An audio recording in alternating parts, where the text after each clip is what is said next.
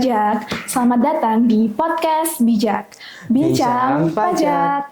Aku, Evi, bareng rekan aku. Saya Diki dari Tax Lover Community, komunitas yang setiap hari memberikan edukasi mengenai pajak. Jadi jangan lupa share dan juga tonton podcast ini ya.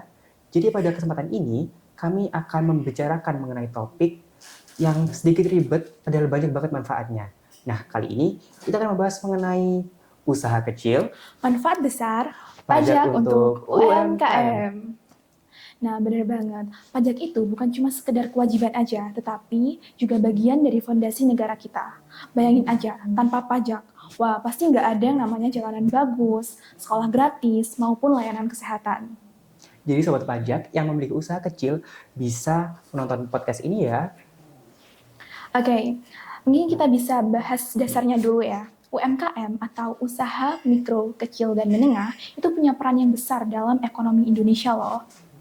Nah, berdasarkan data, UMKM menyumbang sebesar 60% dari PDB Indonesia dan menyerap 97% dari pekerja Indonesia. Dengan kata lain, hampir seluruh masyarakat Indonesia bekerja di UMKM. Luar biasa kan ya? Wow, keren banget. Nah, Sobat Pajak, mungkin ada di antara kalian yang mikir pajak untuk UMKM. Bukannya pajak itu beban ya?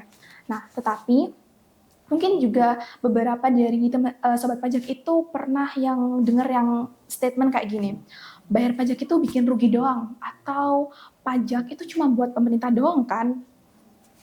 Bener banget. Padahal kalau dipikir-pikir lagi, tanpa pajak Indonesia nggak punya peradaban. Sekolah tutup, jalan bolong-bolong, subsidi UMKM impossible. Nah, benar banget. Jadi, yuk kita bahas manfaat dari pajak untuk UMKM terlebih dahulu. Yang pertama, ada akses infrastruktur. Jadi, pajak itu digunakan untuk bangun jalanan, pelabuhan, internet gratis, lalu kemudian membuat distribusi semakin lancar dan juga usaha semakin cuan. Lalu yang kedua, ada akses modal dan juga kredit usaha. Nah, UMKM yang patuh pajak itu akan lebih dipercaya oleh bank dan juga investor loh, Kak. Jadi dengan adanya NPWP, juga laporan pajak yang rapi, itu membuat UMKM ini akan lebih gampang untuk mendapat pinjaman usaha gitu. Bener banget Evi. Jadi lebih daripada itu UMKM juga berpeluang mengikuti program pemerintah. Banyak sekali bantuan, program yang pastinya hanya bisa diakses oleh UMKM yang taat pajak. Nah kemudian UMKM juga mendapatkan perlindungan atas hukum. Jadi nggak ada tuh drama-drama didatangi petugas pajak atau kena sanksi. Dan yang terakhir, yakni mendapatkan kepercayaan dari konsumen. Kan pastinya konsumen bakal melihat apakah usaha ini nih taat pajaknya. Kalau taat pajak pastinya akan mendapatkan reputasi yang baik dari konsumen seperti itu. Betul banget. Nah, oke, sekarang kita bahas pajak untuk UMKM itu apa aja sih, Kak? Nah, jadi untuk UMKM yang omsetnya di bawah 500 juta itu bakal bebas dari PPh atau pajak penghasilan.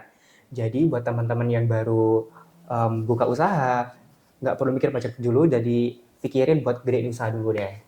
Oke, tapi untuk UMKM yang omsetnya itu di atas 500 juta per tahun, itu akan dikenai pajak, yaitu PPh final 0,5% dari omset. Nah, contohnya jika omset sebesar 50 juta, maka besar pajak yang dibayarkan hanya 250.000. Nah, lebih murah daripada streaming film kan teman-teman? Nah, tapi untuk yang UMKM omsetnya itu di atas 4,8 miliar per tahun, UMKM ini wajib untuk menjadi PKP atau pengusaha kena pajak dan dikenai juga PPh final nih, yaitu 1% hingga 3% sesuai dengan UU HPP 2021. Benar banget. Jadi, semakin besar perusahaannya, maka semakin besar kontribusi kepada negara. Fair kan? Iya, betul banget.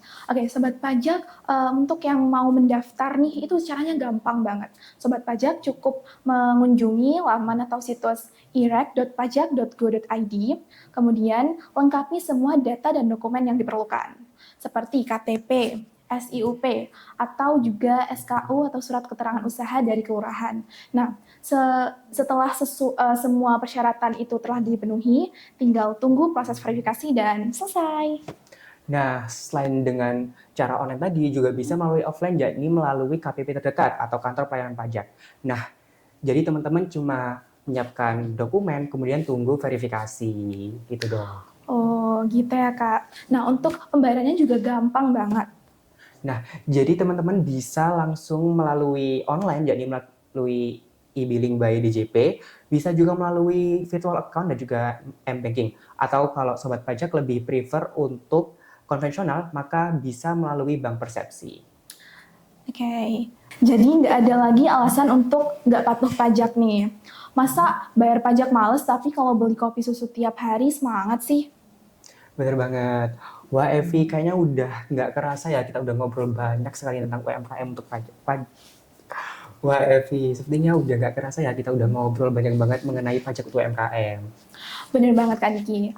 Oke, dari podcast ini semoga Sobat Pajak akan lebih paham ya bahwa pajak itu bukan cuma sekedar beban, tetapi juga peluang untuk membuat usaha semakin berkembang dan ekonomi semakin kuat. Terima kasih untuk sobat pajak yang sudah menonton podcast ini dan jangan lupa follow dan share supaya tidak ketinggalan. See you!